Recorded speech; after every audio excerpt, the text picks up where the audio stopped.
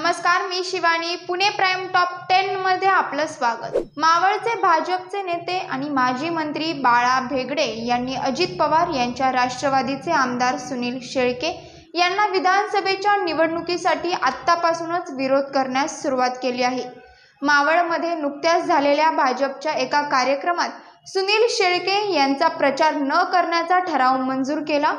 भाजपच्या या निर्णयामुळे विधानसभा निवडणुकीपर्यंत महायुती टिकणार का, अशी चर्चा राजकीय वर्तुळात सुरू झाली आहे. पुणे-सोलापूर महामार्गावरच्या कोरेगाव मूळ ग्रामपंचायत हद्दीतील इनामदार वस्ती परिसरात 2 कंटेनर व पिकअपच्या तिहेरी अपघातात पिकअपमधील दोघांचा जागीच मृत्यू झाला आहे, तर कंटेनर चालक गंभीर जखमी झाला असून त्याच्यावर खासगी रुग्णालयात उपचार सुरू आहे. आज 3 ऑगस्टला सकाळी 7:30 वाजण्याच्या सुमारास हा अपघात झाला. विधानसभा निवडणुकीच्या पार्श्वभूमीवर ठाकरे गटाचा आज 3 ऑगस्टला पुण्यात मेळावा झाला.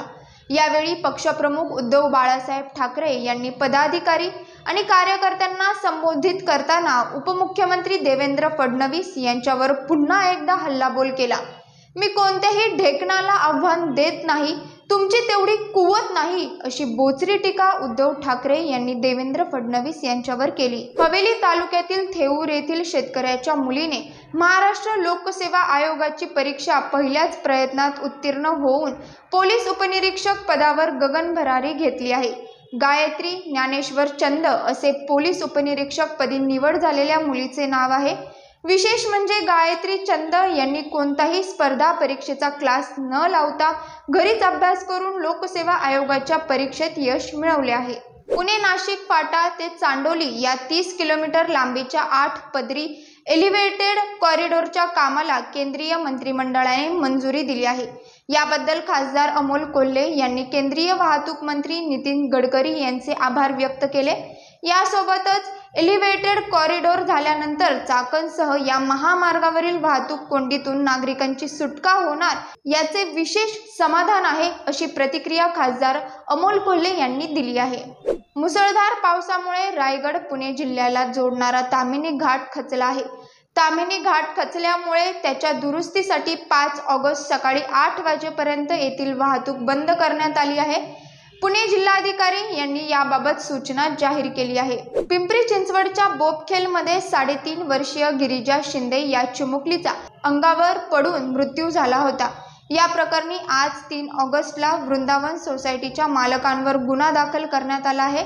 वृंदावन सोसायटीचे मालक श्रीनिवासलू संधी रेड्डी आणि त्याच्या आईवर गुन्हा दाखल करण्यात आला आहे.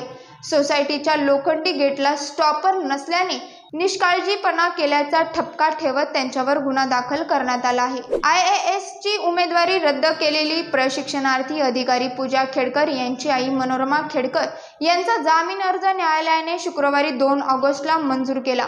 मुळशी तालुक्यातील शेतकऱ्यांना पिस्तुलीचा धाक दाखविल्याप्रकरणी गुन्हा दाखल झालेल्या खेडकर यांना मुळशी तालुक्यात जायचे नाही या अटीवर जामीन मंजूर करण्याचा आदेश न्यायालयाने दिला आहे. पुणे आणि पिंपरी चिंचवडमध्ये 4 बांगलादेशी घुसखोरांना पकडण्यात आले आहे. त्यांच्याकडे जन्मदाखला, आधार कार्ड आणि पॅन कार्ड अशी बनावट कागदपत्रे मिळाली असून त्यातील दोघांनी त्या आधारे पासपोर्ट काढले असल्याचे देखील पोलीस तपासात उघड झाले आहे. या प्रकरणी सांगवी पोलिसांनी 4 बांगलादेशी घुसखोरांना अटक केली आहे. पिंपरी चिंचवडमधल्या हिंजवडी परिसरातील सराफा व्यावसायिकाच्या दुकानावर 2 ऑगस्टला दरोडा पडला आहे.